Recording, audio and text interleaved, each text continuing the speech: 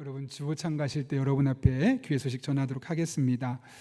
지난주에도 하나님께서 보내주신 한 가족분이 계신데 또 우리 교회에 편안하게 잘 정착하실 수 있도록 기도해 주시고 또 먼저 다가서 주시고 함께 주시기를 부탁드립니다. 오늘은 오후 찬양 예배를 제자반 졸업 예배로 드립니다. 그러면서 우리 강화 기독교 역사 기념관에서 해설사로 또 사역하면서 교회에 계시는 박용희 목사님 오셔서 강화도의 기독교 인구가 50%입니다. 어떻게 그렇게 되어갈 수 있었는지 그런 생생한 증언을 사진자료와 함께 간증을 하려고 합니다. 정말 유익한 시간이고요. 그 역사 기념관이 세워지기까지 30년을 기도했다고 합니다. 그 기도에 응답이 있었고 그런 다양한 일들을 통해서 하나님께서 일하시는 방법을 우리가 함께 경험했으면 합니다. 많은 분들 참여해 주시면 좋겠습니다. 4월 14일 월요일부터 토요일까지 우리가 전교인 저녁 기도회를 갖게 됩니다. 로마서 8장을 6번에 나누어서 말씀을 살펴보되 전체 주제는 모든 것이 합력해 선을 이루느니라 라는 주제를 가지고 나가게 됩니다. 적극적으로 우리 함께 참여해 주셔서 또 하나님 예비하신 은혜를 다 경험했으면 합니다. 사랑 실천 캠페인입니다. 매월 첫째 주 우리가 진행하고 있는데요. 이번 달에는 라헬, 온유, 지혜, 사랑 오이코스에서 우리 교회 주변 지역을 또 주일에 청소를 하는 시간입니다. 오늘은 마침 저도 시간이 되어서 함께 동행하려고 하는데요. 위에서 기대해 주시기를 부탁드립니다.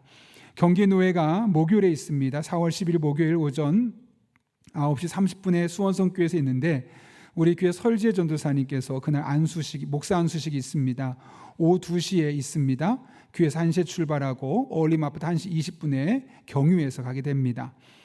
또 세 번 맞이 전교인 대청소가 있습니다. 보통 부활주를 앞두고 우리가 청소를 하게 되는데 이번에는 그 전주가 전교인 저녁 기도가 있다 보니까 시간이 많이 없어서 일부러 한 주 당겨서 이번 주 토요일에 하려고 합니다. 새벽 기도 마치고 우리 카페에서 간단한 음식 먹고 또 함께 교제하면서 청소하려고 하니까 이번 기회가 단순히 청소하는 기회를 넘어서서 다른 분과 교제할 수 있는 또 우리가 예배하는 공간, 걷는 공간 이런 공간을 함께 내가 씻는다, 청소한다 그런 마음으로 동참하시면 좋겠습니다.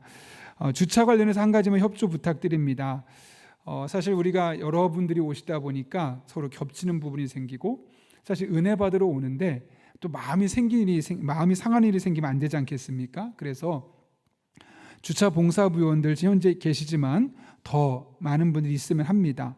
시간 내어서 여러분 3부 예배 드리신 분은 2부 때 이렇게 봉사하면서 함께 해주시면 좋겠고요.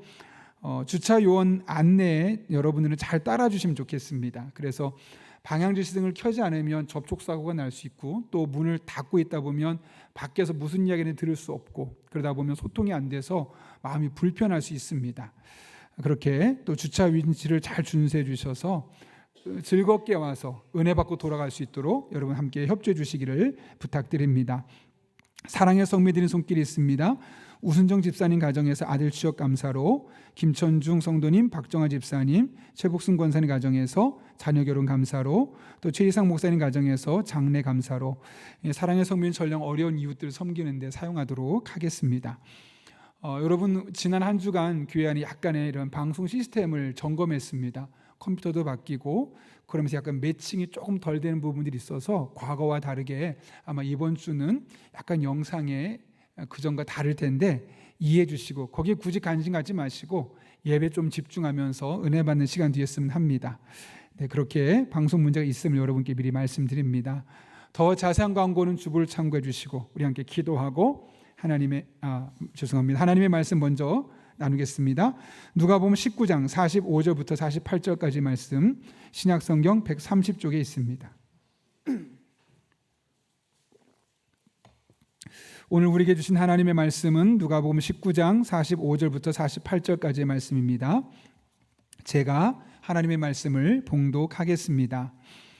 성전에 들어가사 장사하는 자들을 내쫓으시며 그들에게 이르시되 기록된 바 내 집은 기도하는 집이 되리라 하였거늘 너희는 강도의 소굴을 만들었도다 하시니라.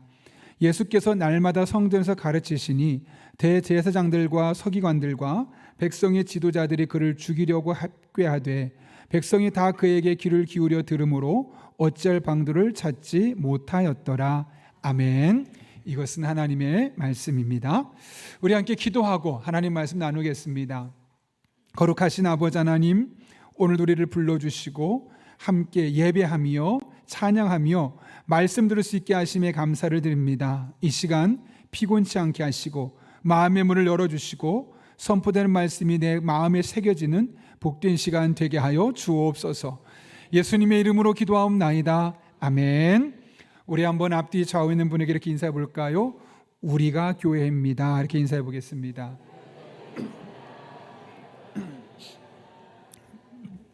네, 요즘은 안 그런 것 같은데요, 제가 결혼하기 전에 한 25년 전만 해도 정장을 맞추면 한 사이즈 혹은 한 사이즈 반 좀 크게 맞추라고 합니다.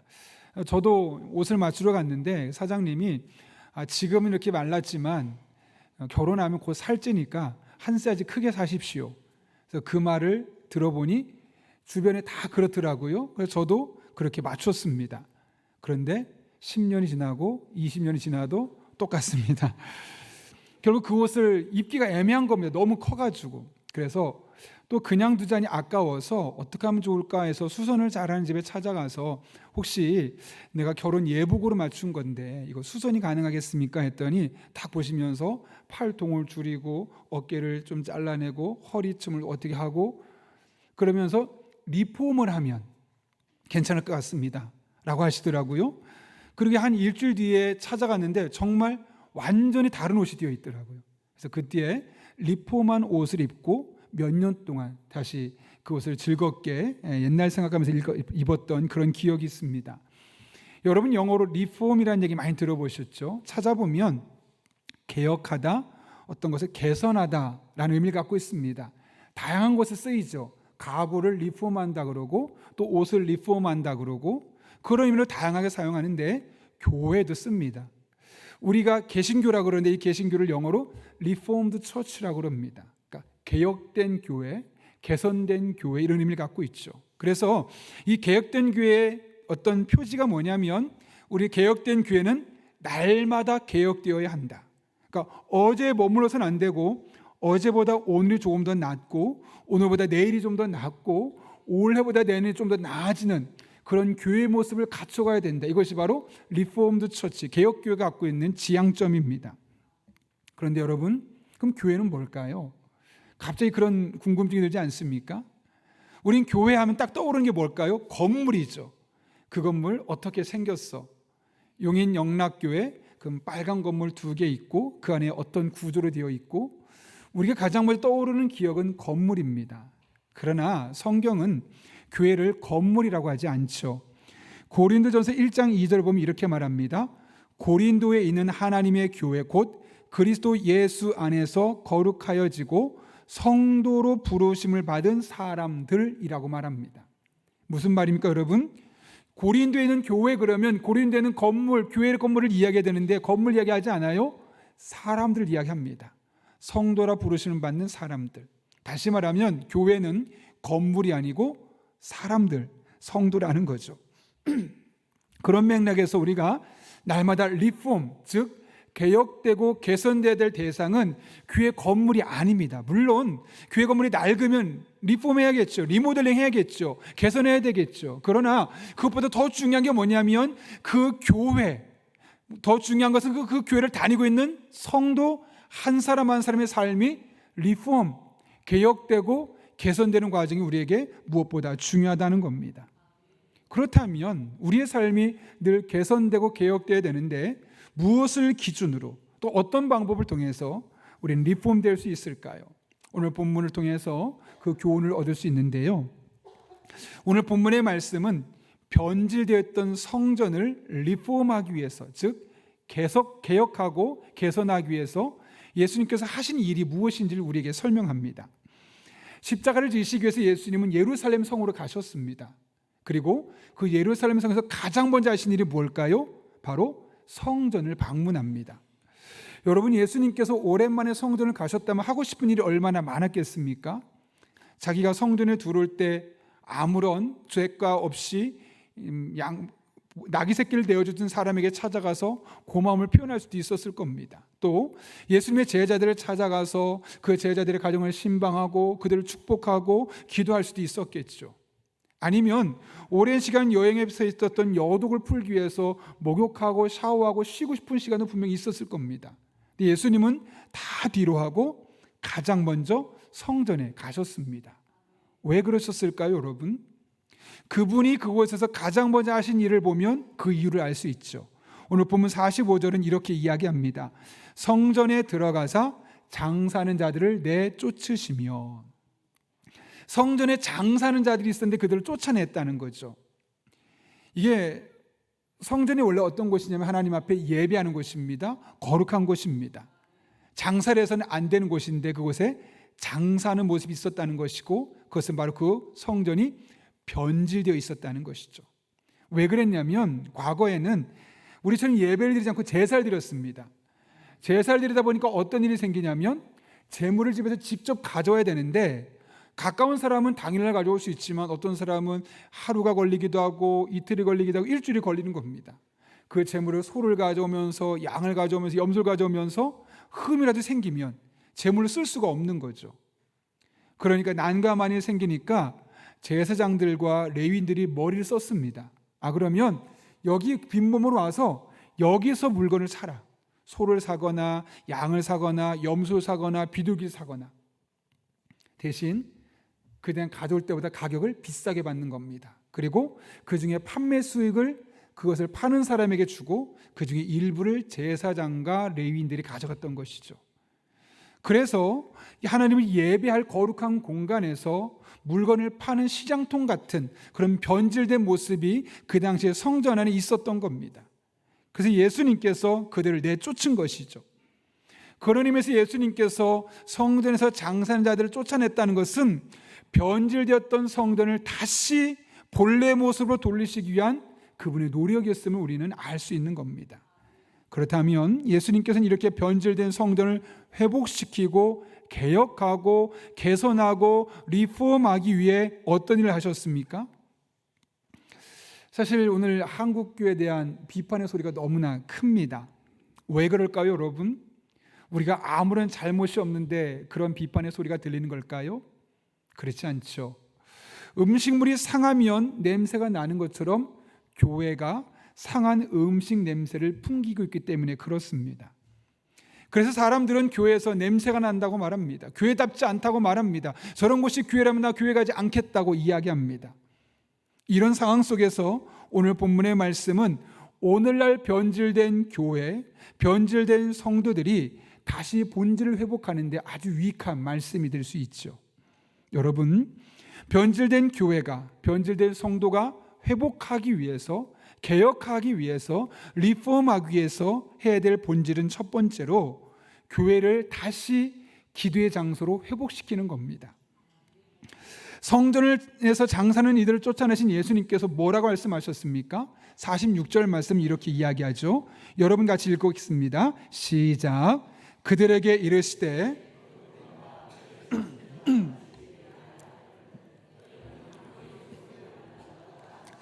아멘. 여기 성전을 일컬어 뭐라고 말하냐면 내 집은 기도하는 집이 되리라 하였거늘이라고 말합니다.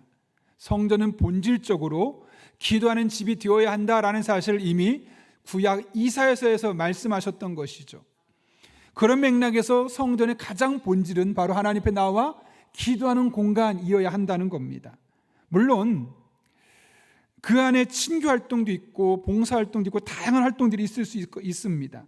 그러나 그 중에서 가장 우선순위를 점해야 하는 것은 바로 기도라는 것이죠.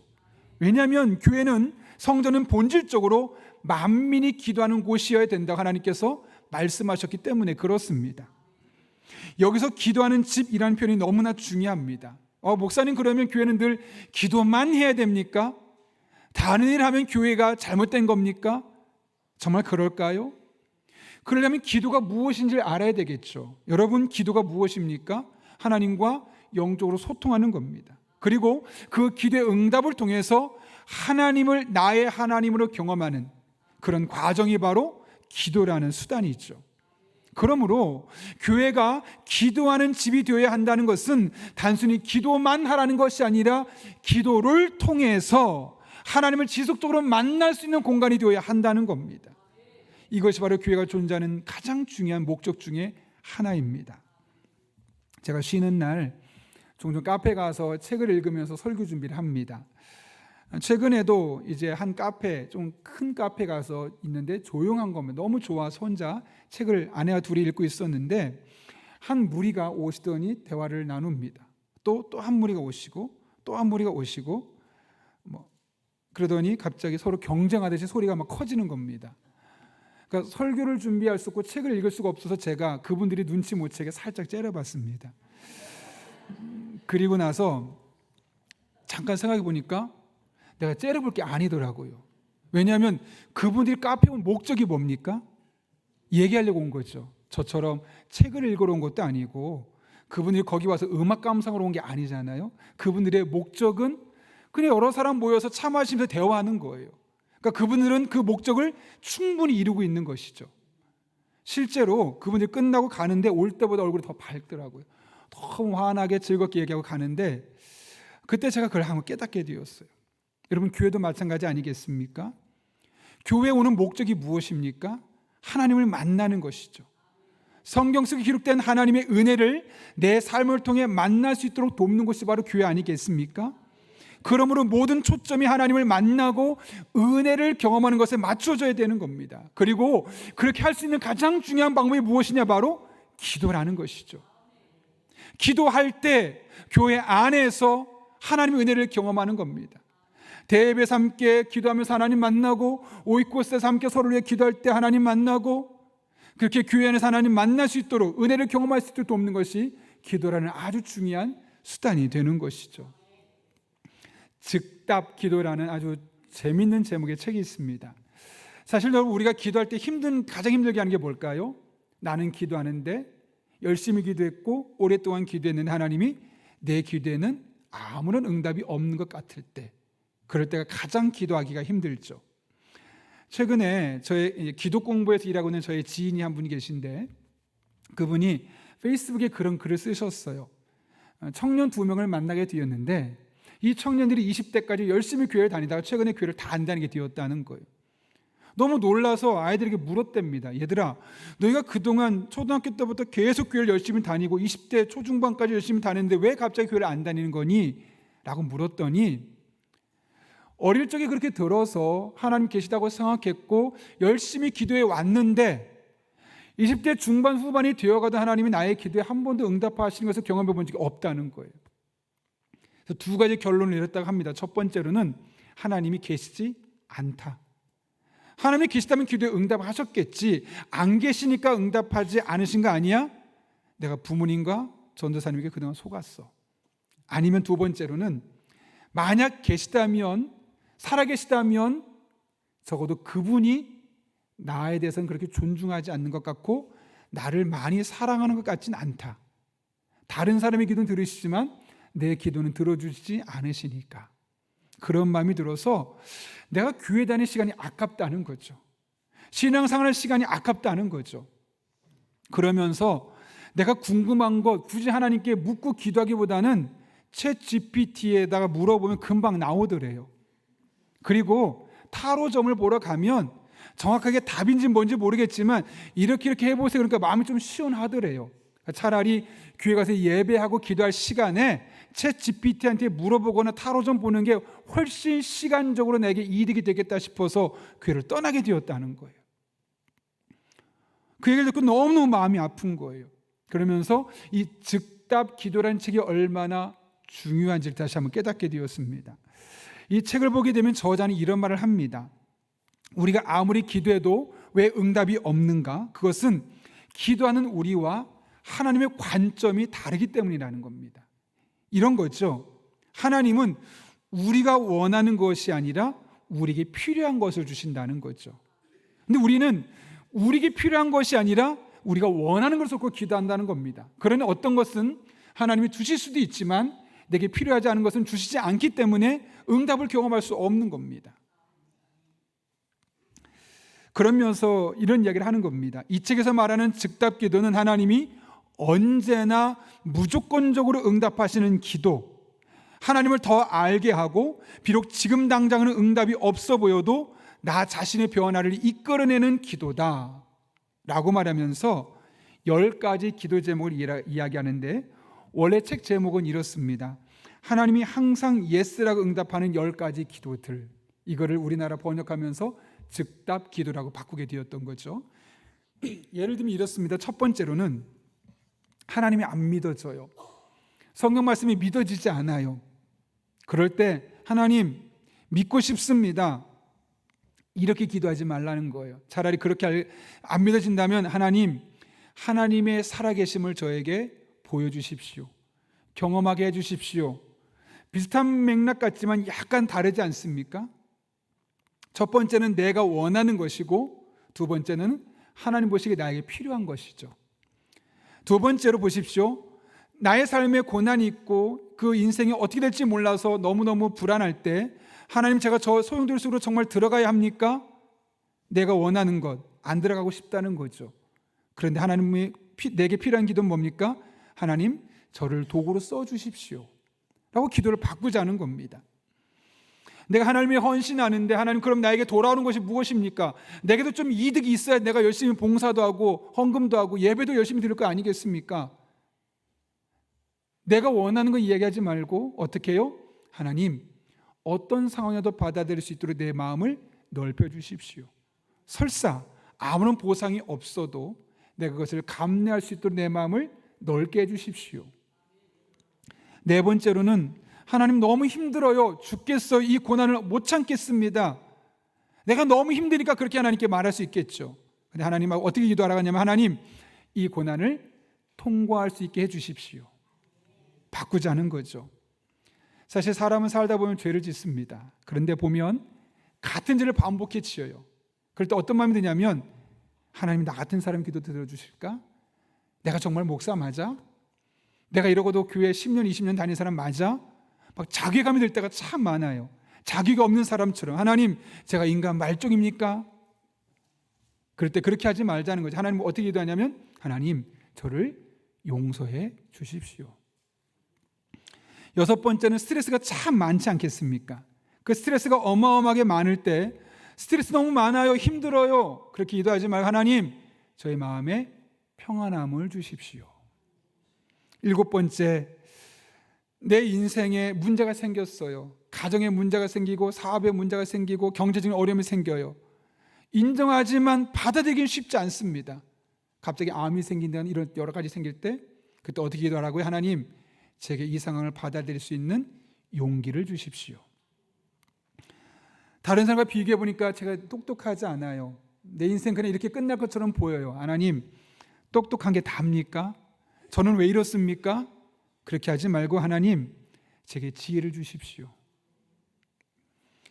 하나님, 저도 행복해질 수 있을까요? 너무 어렵습니다.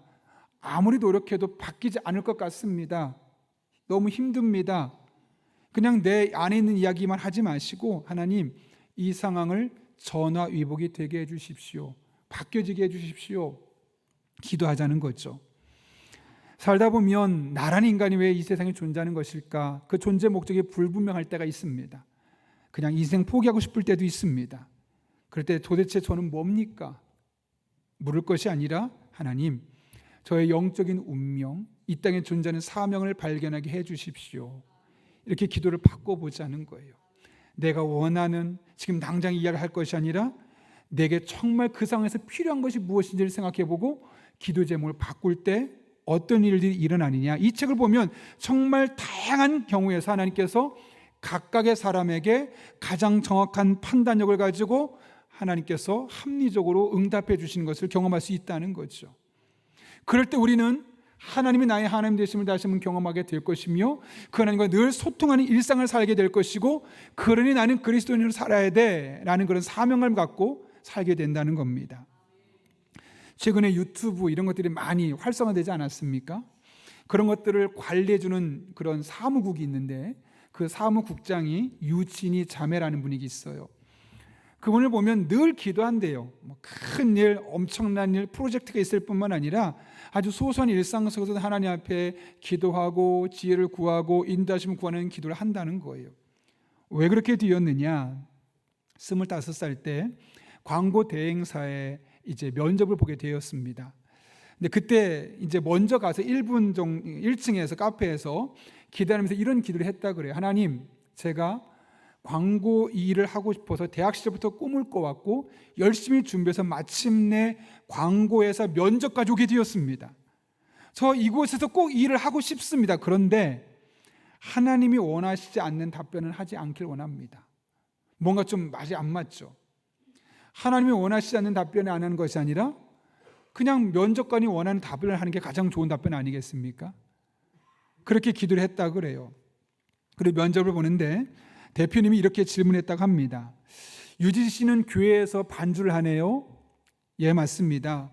그러면 주일을 빠지지 못하겠네요. 우리가 일을 하다 보면 광고주들이 꼭 주일에도 일요일에도 일해달라고 하는 경우가 꽤 많은데 우리 유진희 씨는 그럼 일요일 날 출근할 수 없겠네요. 혹시 술은 합니까? 교회 다니는 거 보니까 술을 하기 어려울 것 같은데 우리 광고주들이 술을 참 좋아합니다. 내가 들어보니까 술을 잘 마시지 못하는 사람 치고 사회성이 좋다는 사람 본 적이 없는데 유진희 씨 어떻게 할 건가요? 이 두 개를 질문한 겁니다. 내 마음속에 갑자기 담대함이 생기는 겁니다. 내가 1층에서 기도한 거 있지. 난 여기서 꼭 일하고 싶지만 하나님이 기뻐하지 않는 이야기에 답변하지 않겠다. 그런 마음 있지 않았겠습니까? 그래서 과감하게 이렇게 말했다고 합니다.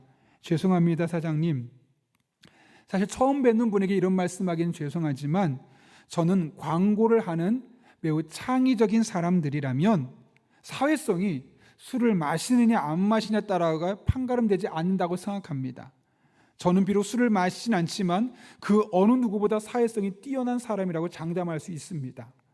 그리고 제가 주일에 반주 때문에 출근할 일이 있을 때 못 날 것 같다고 말씀하시는데 저는 우리 회사가 그렇게 빡빡할 것 같다고 생각하지 않고 설사 그런 일이 생긴다면 제가 먼저 예배 드리고 와서라도 늦게까지 일을 해서라도 일을 감당해내겠습니다.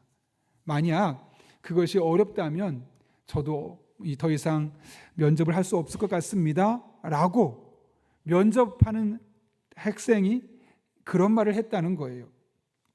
순간적으로 떨어지겠구나 라고 직감했다고 하죠. 그런데 면접이 끝나고 나더니 대표가 막 웃더래요. 껄껄껄 웃더니 실은 나도 교회 다녀요. 그런데 왜 술을 마시는지 물어봤냐면 내가 술을 안 마시니까 바이어들을 만날 때 직원 중에 술 마시는 사람이 있으면 대신 마실 수 있게 하려고 그냥 물어본 거지 내가 우리 유진희 자매님한테 부정적인 의견 갖고 있는 건 아닙니다 라고 말하면서 웃으면서 면접이 끝났다고 그래요. 그리고 그 회사에 들어가서 승진하고 지경이 넓어지기 시작하면서 결국 MCNN이라는 그런 관리회사의 사무국장까지 그분이 하게 되었다는 거죠. 그녀는 그날의 경험이 그녀 인생에 아주 큰 영향을 주었다고 고백합니다. 면접하는 전에 짧은 시간이지만 하나님 앞에 기도했더니 하나님께서 그 기도를 통해서 나의 길을 이끌어 가시는 것을 보고 나서 내가 그렇다면 앞으로 큰 일이든 작은 일이든 하나님께 기도하면서 묻고 지혜를 구하고 인도하심을 구하면서 가보자 라고 결단하게 되었고 그날 이후로 기도하는 것이 일상이 되었다고 합니다. 그럴 땐 하나님께서 그분의 기도를 들으셨고 신실하게 반응해 주셨다는 거죠. 여러분, 우리가 하나님 앞에 그렇게 기도하면 하나님께서 우리의 기도를 들으시는 줄로 믿으시죠. 그런데 항상 내가 원하는 대로만 응답되는 것은 아니죠. 예수원이라고 들어보셨죠? 대천적 신부님이 계신데 그분이 어느 날 눈길에서 길을 걷다가 너무 힘들어서 잠깐 쉬려고 이제 벤치에 앉으려고 했는데 방금만 미끄러지고 말았습니다. 머리를 벤치에 부딪히고 말았고 그 순간 혼수 상태가 되어버렸습니다. 워낙 유명했던 분이기 때문에 그분의 소식이 이곳저곳 얼마나 많이 퍼졌겠습니까? 어떤 분은 대천덕 신부님이 그런 일을 당했다고 하니 내가 기도하겠습니다. 내가 있는 교회에서 기도하겠습니다 라고 말하고 또 어떤 분들은 그곳에 직접 예수원에 찾아와서 대천덕 신부님 성당이 아니라 성공회이기 때문에 신부라고 부르는 건데요. 그분을 위해서 기도하겠습니다 라고 해서 같이 기도하는 겁니다. 사모님도 기도하고 대천덕 신부님이 하나님 은혜 가운데 회복되어서 또 맡겨진 사명을 잘 감당할 수 있게 해달라고 얼마나 열심히 기도했겠습니까? 어떤 일이 일어났을까요, 여러분? 일어서지 못하고 세상을 떠나셨습니다. 많은 분들이 찾아와서 아쉬워하며 위로했습니다. 그때 현재인 사모님께서 이런 말씀하셨습니다. 여러분, 하나님이 제 남편을 하나님의 방법으로 치료하셨습니다. 여러분, 돌아가셨는데 갑자기 하나님의 방법으로 치료했다니까 사람들이 당황한 거예요. 네? 그러다가 곰곰이 생각해 보니까 그럴 수도 있겠다. 우리 생각, 우리 방법에는 이분이 깨어나서 그 일을 계속하는 것이겠지만 하나님의 방법과 하나님의 생각은 이분이 고생을 그동안 너무 많이 하셨으니 하나님 나라에 가서 편안하게 하나님과 동의하는 삶을 사는 것일 수도 있겠구나. 아파서 고생하기보다는 하나님 나라 가서 편안한 일상을 살아가는 것이 좋겠구나 라는 마음을 주셔서 제 남편을 하나님이 하나님의 방법으로 치료하셨습니다 라고 고백하게 되었던 것이죠. 하나님께서 가장 좋은 방법으로 그분의 삶에 응답해 주셨던 겁니다. 여러분, 기도 생활이 우리들의 삶에 유익한 것은 기도 응답을 통해서 우리들의 삶의 문제가 해결되기 때문이겠죠. 그런데 더 중요한 것은 나의 기도와 다른 응답을 통해서 더 크고 더 넓고 더 깊은 하나님의 뜻, 하나님의 마음을 헤아릴 수 있다는 겁니다. 그래서 기도하는 사람은 기도하면서 점점 그 생각이 더 깊어지고 넓어집니다. 쉽게 판단하지 않습니다. 하나님 뜻을 물으면서 심사숙고하고 고민하고 충분한 결정을 내립니다. 그래서 그의 일상은 늘 하나님의 사람으로서 부끄럽지 않은 선택, 부끄럽지 않은 결정을 내리며 살아갈 수 있게 되는 것이죠. 교회가 교회 되는데, 성도가 성도 되는데 기도가 중요한 이유가 바로 여기에 있습니다. 여러분, 그러니 깨어 기도할 수 있기를 바랍니다. 기도를 통해 하나님은 반드시 우리의 생각을 더 넓고 깊고 만들어 주셔서 그런 기도를 통해서 더욱더 그리스도인답게 우리를 세워 가실 것입니다. 14일부터 특별히 우리가 저녁 기도회를 갖게 됩니다. 그 저녁 기도회 동안 식어진 우리의 기도에 불을 지펴달라고, 또 그 기도를 통해 하나님의 선한 뜻을 깨닫고 하나님과 더욱더 가까워지고 영적으로 친밀해지는 그런 놀라운 은혜를 경험할 수 있게 달라고 함께 기도하는 저 여러분 될 수 있기를 예수님의 이름으로 축원합니다. 변질될 교회가 회복해야 될 본질은 두 번째로 교회에서 바른 말씀을 선포해야 하는 겁니다. 성전에서 장사하는 자들을 내쫓으신 예수님께서 하신 두 번째 일은 하나님의 말씀을 날마다 가르치는 것이었습니다. 오늘 47절을 보십시오. 예수께서 날마다 성전에서 가르치시니 대제사장들과 서기관들과 백성의 지도자들이 그를 죽이려고 꾀하되. 여러분, 예수님께서 하나님의 말씀을 가르치시는데 왜 제사장들과 서기관들이 예수님을 죽이려고 했을까요? 예수님의 가르침이 그들의 가르침과 달랐기 때문에 그렇죠. 그 말은 다른 말로 하면 제사장과 서기관들은 지금 하나님의 말씀을 잘못 가르치고 있었다는 겁니다. 예수님이 그들이 잘못 가르치고 있었던 것을 교정하기 위해서, 바꿔주시기 위해서 날마다 그곳에서 하나님의 말씀을 가르쳤다고 이야기하고 있는 겁니다. 중요한 것은 그 말씀을 들었던 이들의 반응이죠. 48절 보면 이렇게 말합니다. 같이 읽습니다. 시작.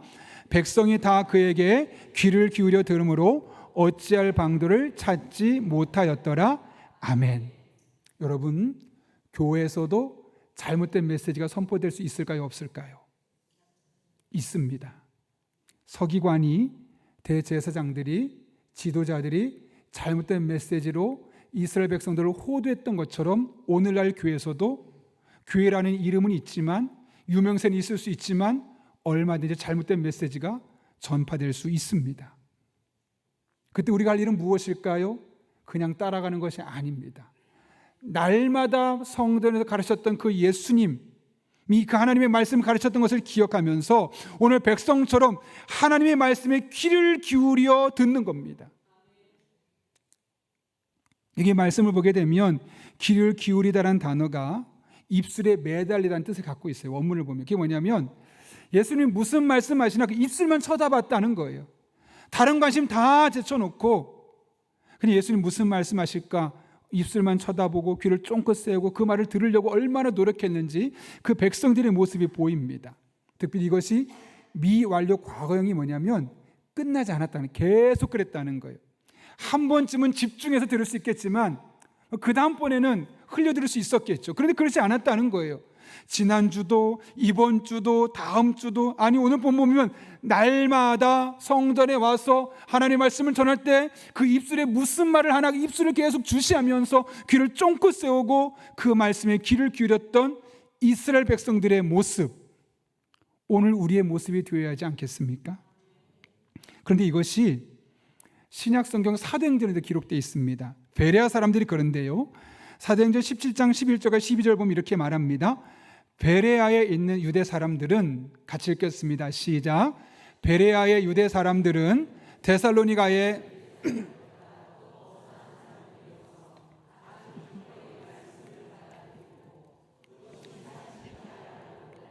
성경을 상고하였다. 따라서 그들 가운데서 믿게 된 사람이 많이 생겼다. 아멘. 뭐라고요? 그냥 말씀을 전했으니까 그냥 무조건 아멘으로 받아들이지 않았다는 거, 정말 이 본문이 그 말씀인가? 내가 저 말씀을 받아들여도 되나? 고민하고 생각하고 그럴 때 아멘 했더니 그것이 믿음을 갖게 되었다고 이야기하고 있는 거죠. 제가 이번 주 기도 주간을 하면서 강원도 산골에 있는 작은 개척교회 목사님을 만나고 왔어요. 갔더니 90대, 80대가 거의 성도님들이 대부분이에요. 가장 연세 많으신 분이 98세. 98세인데 교회 나와 예배 드리시고요. 95세. 80대, 70대는 설거지하고 이제 바닥 청소해야 되는 그런 연령대라 그래요. 그만큼 아주 고령화된 교회입니다. 그런데 며칠 전에 그 목사님에게 95세 되신 성도님의 따님에게 문자가 왔다는 거예요. 무로부터. 무슨 문자냐면 어머니가 95세라서 집에서도 어머니하고 말하면 못 알아들으신대. 잘 못 들으셔서, 가는 기가 먹으셔서. 그래서 한 번, 두 번 말해도 그제서야 알아듣을까 말까 하는데 신기하게 교회만 갔다 오면 얘들아 오늘 목사님이 이런 말씀하셔서 하면서 막 자녀에게 그렇게 설명을 해주신다는 거예요. 이해가 안 되잖아요. 집에서 여러 번 말해도 못 알아들으시는 분이 어떻게 설교 말씀을 그렇게 잘 알아들으실까 궁금해서 가서 봤더니 이렇게 95세인데 주목해서 목사님을 그냥 뚫어지게 쳐다보더래요. 저희는 길어야 25분, 27분 설교하는데 40분, 45분 설교하신대요. 그런데도 한 명도 졸지 않고 말씀에 집중을 한다는 거죠. 아, 목사님 설교를 기막히게 잘하시나? 그랬으면 아마 소문 많이 나셨겠죠. 그 정도는 아니겠지만 적어도 어른들에게 맞는 설교를 했을 겁니다. 중요한 것은 그분이 얼마나 설교를 유려하게 잘했느냐가 아니라 어르신들의 태도를 보고 젊은 사람들이 놀란다는 거예요. 40분 동안 흐트러짐이 없이 목사님이 입술에 집중을 하고 무슨 말씀하신가를 계속해서 귀를 쫑긋 세고 듣는다는 거예요. 그리고 집에 와서 딸한테 딸아 오늘 목사님이 이런 얘기를 하셨어. 그렇게 이야기를 한다는 거죠. 바로 그것입니다. 졸지 않으려는 태도, 말씀에 집중하려는 태도, 이 말씀이 정말 그런 말씀인가? 그리고 그 말씀을 수용하려 하는 태도. 이것이 평상시에는 두 번, 세 번에도 못 알아듣었던 그 어르신들이 하나님의 말씀만큼은 기막히게 알아듣고 자녀들에게 전해줄 수 있는 그런 도구와 수단이 될 수 있었던 것이죠. 여러분, 말씀을 잘 들어보십시오. 그 말씀들 한번 살아보십시오. 그 말씀이 부메랑처럼 우리에게 복으로 되돌아게 될 것입니다. 그 말씀을 들을 때 우리의 지친 영혼은 회복될 것이며 절망했던 우리들의 마음에 소망이 품어지게 될 것이고 낙심하고 좌절했던 우리의 인생이 기쁨으로 활력으로 가득 차게 될 것이고 깨어진 인간관계를 풀어갈 수 있는 지혜를 얻게 될 것입니다. 이대 야고보는 야고보서 1장 25절에서 이렇게 이야기합니다. 완전한 율법 곧 자유를 주는 율법을 잘 살피고 끊임없이 그대로 사는 사람은 율법을 듣고서 잊어버리는 사람이 아니라 그것을 실행하는 사람인 것입니다. 이런 사람은 그가 행한 일에 복을 받을 것입니다. 여러분, 하나님의 말씀은 우리에게 기준입니다. 늘 말씀을 기준으로 하고 그 말씀으로 판단하고 결정해야 되는 것이죠. 그것은 모든 것에 마찬가지입니다. 여러분, 포괄적 차별금지법이라고 들어보셨죠? 차별금지법과 포괄적 차별금지법이 다른 거 아시죠? 차별금지법은 각각의 사안들에 대해서 장애인을 차별해서는 안 되고 각각의 사안에 대해서 차별하지 말라는 겁니다. 포괄적 차별금지법은 모든 걸 포함해서 우리 기독교인이 반대하는 것까지 포함해서 그것을 차별하거나 그런 발언만 해도 그 영향을 우리에게 주어서, 예를 들면 교회에서 더 이상 제가 동성애를 하면 안 됩니다라고 말하면 그게 포괄적 차별금지법에 저촉이 되기 때문에 제가 더 이상 이 단에서 설교를 할 수 없습니다. 아니면 제가 벌금을 내야 됩니다. 실제로 제가 아는 목사님이 미국에서 있다 오셨는데요, 한 회사에서 동성애라는 이야기를 듣고 내가 미안하지만 우리에게는 기독교 기업이라서 회사가 당신을 채용할 수 없습니다. 소송을 걸어서 그 회사가 망해버렸습니다. 왜냐? 정지가 1년이 되니까 1년 동안 일을 못하는 거예요. 그런 일들이 실제 일어나는 거예요. 그냥 차별금지법 말고요, 포괄적 차별금지법. 그럼 우리가 그걸 찬성해야 되냐 말해야 되느냐? 성경에서 동성에 대해서만큼은 죄라고 말하니까 동성애자는 우리가 포용할 수 있겠죠. 그들을 사랑으로 대할 수 있겠죠. 그러나 동성애는 죄입니다라고 말할 수 있어야 되는 겁니다. 그것까지 말할 수 없다면 그것은 성경적이 아닌 거죠. 그러니까 우리는 어떤 사안을 판단할 때 그것이 성경에 맞느냐 맞지 않느냐를 판단하는 겁니다. 제가 지난주 청년부 설교를 했는데 청년들이 그런 질문을 했어요. 목사님은 여당입니까 야당입니까? 제가 뭐라고 했을까요, 여러분? 기독교인에게 있어서 여당, 야당은 있어서는 안 된다. 기독교인의 판단의 근거는 내가 어떤 지역에서 살았기 때문에 혹은 내가 어떤 사람과 친분이 있기 때문이 아니라 그 당에서 말하는 정책이 성경적으로 옳으냐 그르냐를 보고, 내가 아무리 지지하는 정당이라 할지라도 성경적으로 옳지 않은 것을 말하면 그것은 잘못됐다고 말할 수 있어야 되고, 내가 싫어하는 정당이라 할지라도 그 정당에서 말하는 걸 성경적으로 옳으면 그 정책만큼은 지지할 수 있어야 된다. 정당을 따라가고 지인을 따라가고 출생지를 따라가는 것이 아니라 각각의 사안마다 성경을 기준으로 봤을 때 옳고 그르냐를 따라가는 것이 우리 그리스도인의 기준이 되어야 된다라고 청년들과 나눴던 적이 있습니다. 왜 그래야 될까요, 여러분? 모든 기준, 판단의 기준이 우리에게 성경이 되어야 되기 때문에 그렇죠. 여러분, 성경은 하나님의 말씀으로서 우리 한 사람 한 사람의 삶에 등불이 되어주고 또 우리에게 바른 판단력을 준다고 시편 119편과 시편 19편에서 우리에게 이야기합니다. 그러니 하나님의 말씀을 읽고 그 말씀을 따라가면 우리는 하나님의 지혜와 하나님의 지식과 하나님의 판단력을 얻을 수 있게 되는 겁니다. 그리고 그 성경을 통해서 하나님의 뜻을 깨닫게 되는 것이죠. 그래서 성경을 통해 하나님을 알게 되고 하나님의 뜻을 분별하게 되고 하나님의 마음을 품게 되는 겁니다. 그런데 이것은 바로 듣는 것에서부터 시작되는 거죠. 들어야 믿음이 생기지 않겠습니까? 믿음이 있어야 선포하지 않겠습니까? 어느 글에 보니까 아기가 엄마라는 말을 하기까지 몇 번을 들어야 그 말을 할 것 같습니까, 여러분? 10,000번을 들어야 가능하다고 합니다. 10,000번을 들어야 엄마라는 단어를 인식하고 그 엄마라는 단어의 사람을 매칭을 하고 그분을 봤을 때 엄마라고 입으로 말할 수 있게 된다는 거예요. 가장 중요한 게 뭘까요?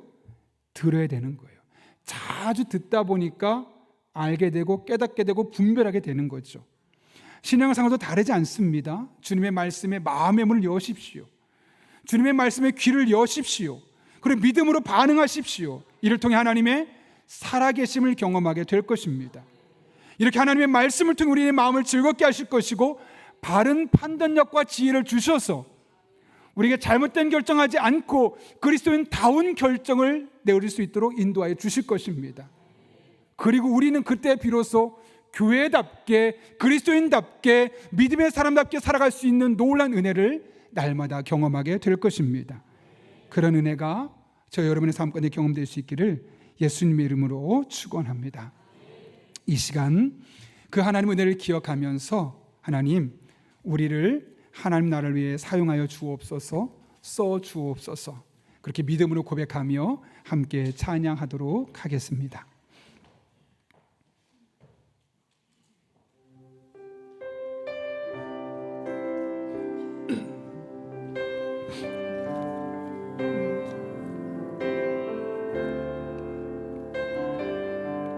말씀을 기억하며 함께 찬양합니다. 우리에겐 소원이 하나인 주님 다시 오는 그날까지, 주님 다시 오실 그날까지 우리 가슴에 십자가의 사랑이 새겨져 있습니다. 우리 가슴에 새긴 주의 십자가 사랑 나의 교회를 사랑케 하네. 결코 쉽지만은 않은 길입니다. 주의 교회를 향한 우리 마음, 희생과 포기와 가난과 고난,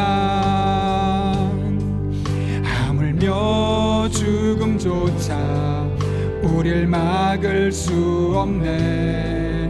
우리 교회는 이 땅의 희망, 교회를 교회되게, 예배를 예배되게 우릴 사용하소서.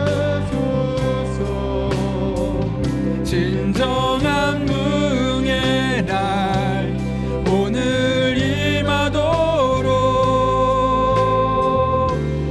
우릴 사용하소. 성령 안에 예배하리라. 성령 안에 예배하리라. 자유의 마음으로 사랑으로 사역하리라. 사랑으로 사역하리라. 교회는 생명이니 교회를 예배되게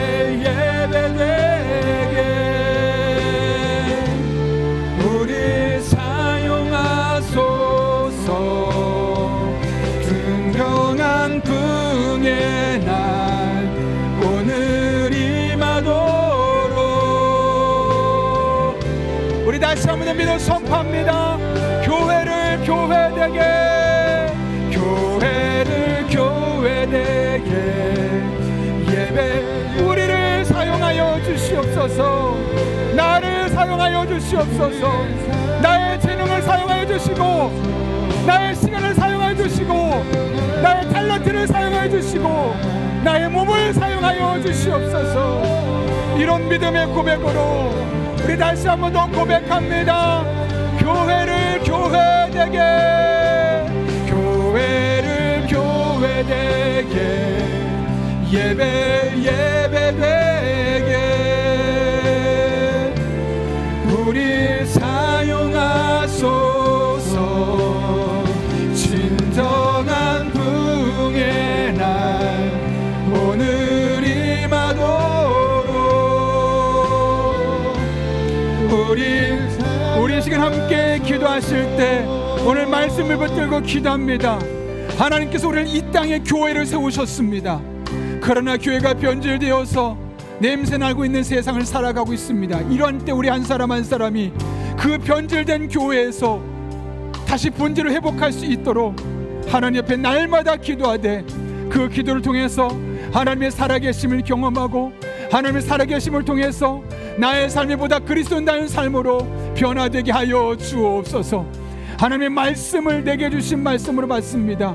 그 말씀을 붙들고 나아갈 때 그 말씀을 통해 하나님의 깊은 뜻, 하나님의 사랑, 하나님의 마음 더욱더 깨닫게 하여 주시옵고, 그렇게 우리들의 삶 가운데 하나님의 말씀의 기준으로 살아갈 때 바른 판단력으로 바른 기준으로 살아가며 이 땅에 그리스도인답게 살아갈 수 있는 은혜를 허락하여 주옵소서. 그럴 때 이 땅의 교회가 회복되게 하시고 일어서게 하시고 리폼되게 하시고 다시 이 땅에 부흥의 날이 임하게 하여 주옵소서. 이런 기도점을 가지고 하나님의 은혜를 삼하며 헌신을 다짐하며 함께 기도하겠습니다. 거룩하신 아버지 하나님, 오늘 우리를 주님 전에 불러주셔서 함께 기도하게 하심에 감사를 드립니다.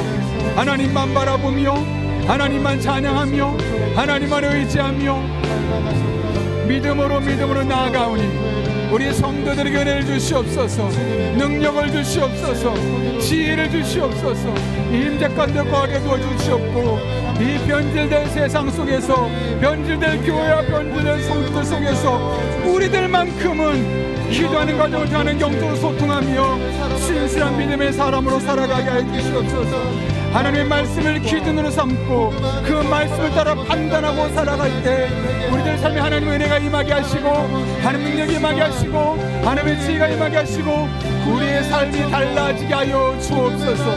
하나님만을 바라보니, 하나님만을 의지하오니, 거룩하신 아버지 하나님, 주님만을 바라보며 나아가는 믿음의 사람들의 삶 가운데 하나님의 은혜가 부어지게 해주시옵소서, 능력이 부어지게 해주시옵소서.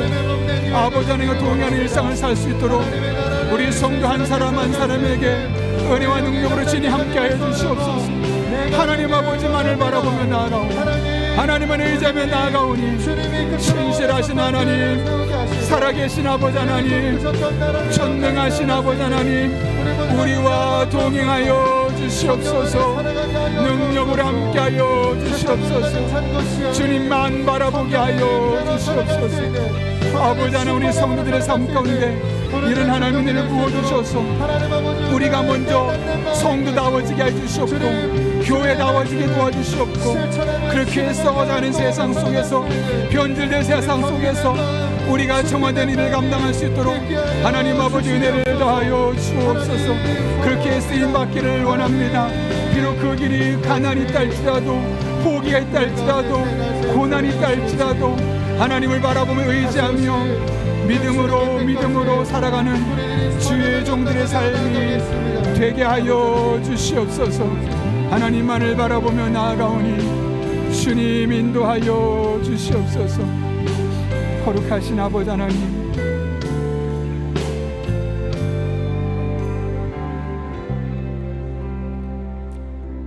살아계신 아버지 하나님, 예수님께서 십자가에 못 박혀 죽으시면서까지 세우셨던 주님의 거룩한 교회가 말도 안 되는 일들로 욕을 먹고 손가락질을 받는 시대를 살아가고 있습니다.